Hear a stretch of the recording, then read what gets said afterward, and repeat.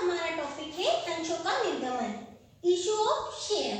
Issue of share के बारे में समझने से पहले हम समझते हैं कि शेयर क्या होते हैं।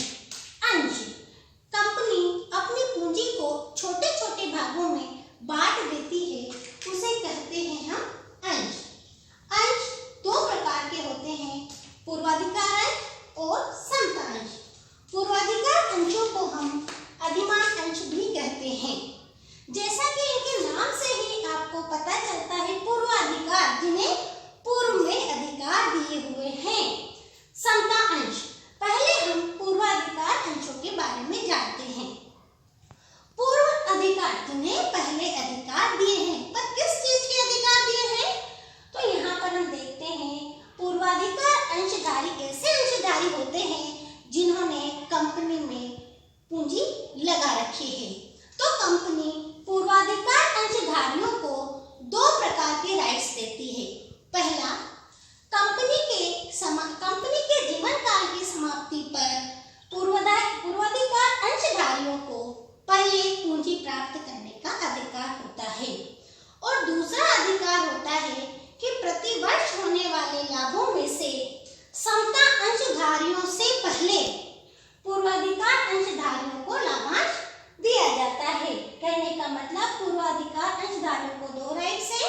पहले तो कंपनी के जीवन काल की समाप्ति पर इन्हें पहले पूंजी प्राप्त करने का अधिकार होता है, और दूसरा लाभांश समता अंशधारियों से पहले प्राप्त करने का अधिकार होता है। समता अंशधारी क्योंकि कंपनी के वास्तविक स्वामी होते हैं, अतः इन्हें पूर्वाधिकार अंशधारियों को पूंजी देने के बाद अगर पूंजी बचती है तो समता अंशधारियों को दी जाती है। इसी प्रकार पूर्वाधिकार अंशधारियों को लाभांश देने के बाद यदि कोई लाभांश बचता है तो संपूर्ण लाभांश समता अंशधारियों का होता है। अब हम चलते हैं आगे।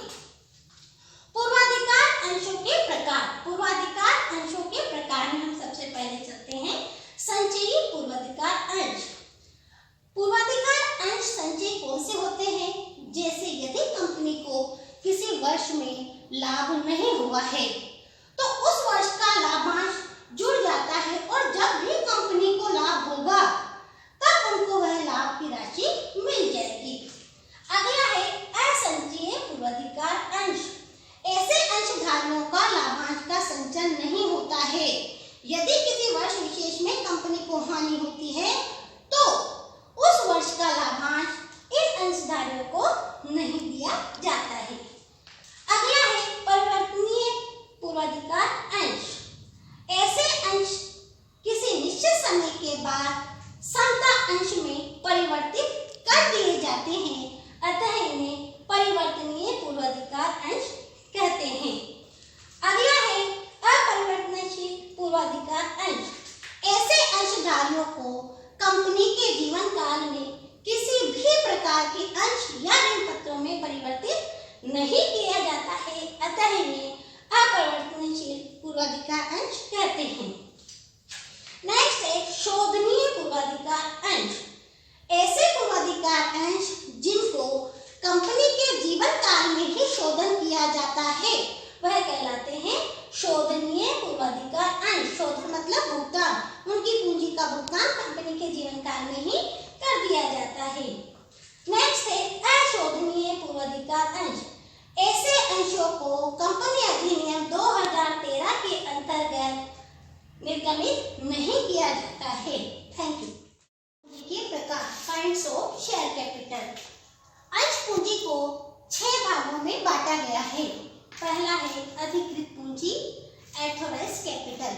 ऑथोराइज्ड कैपिटल को पंजीकृत पूंजी या रजिस्टर्ड कैपिटल भी कहते हैं, क्योंकि कंपनी ऑथोराइज्ड कैपिटल से ज्यादा पूंजी अपने जीवन काल में निर्गमित नहीं कर सकती है। सपोज करो किसी कंपनी के 1 लाख शेयर्स हैं और वह शेयर, एक शेयर कितने का है? 10 रुपए का। तो यहाँ पर कंपनी की पूंजी हो गई है कितनी? 10 लाख रुपए। तो 10 लाख की अधिकृत पूंजी है। कंपनी इस पूंजी से ज्यादा पूंजी पूरे जीवन काल में निर्गमित नहीं कर सकती। अगला है निर्गमित पूंजी, इशूड कैपिटल। इशूड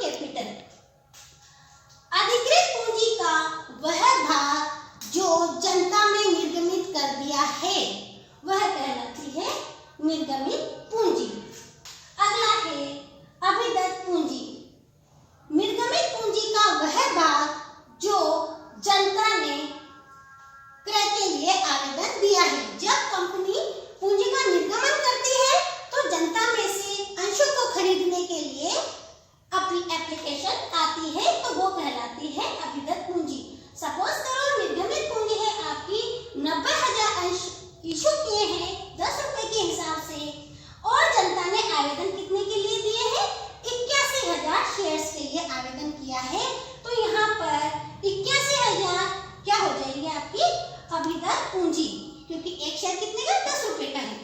आगे चलते हैं, मांगी गई पूंजी कॉल्ड अप कैपिटल।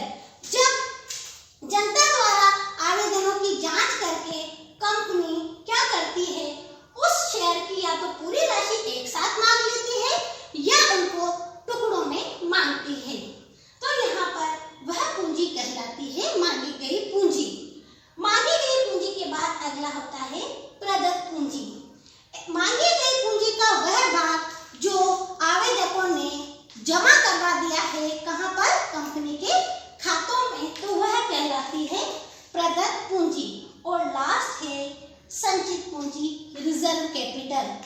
ऐसी कैपिटल जो कंपनी के समापन पर ही मांगी जाती है वह कहलाती है संचित पूंजी, आरक्षित पूंजी या फिर रिजर्व कैपिटल।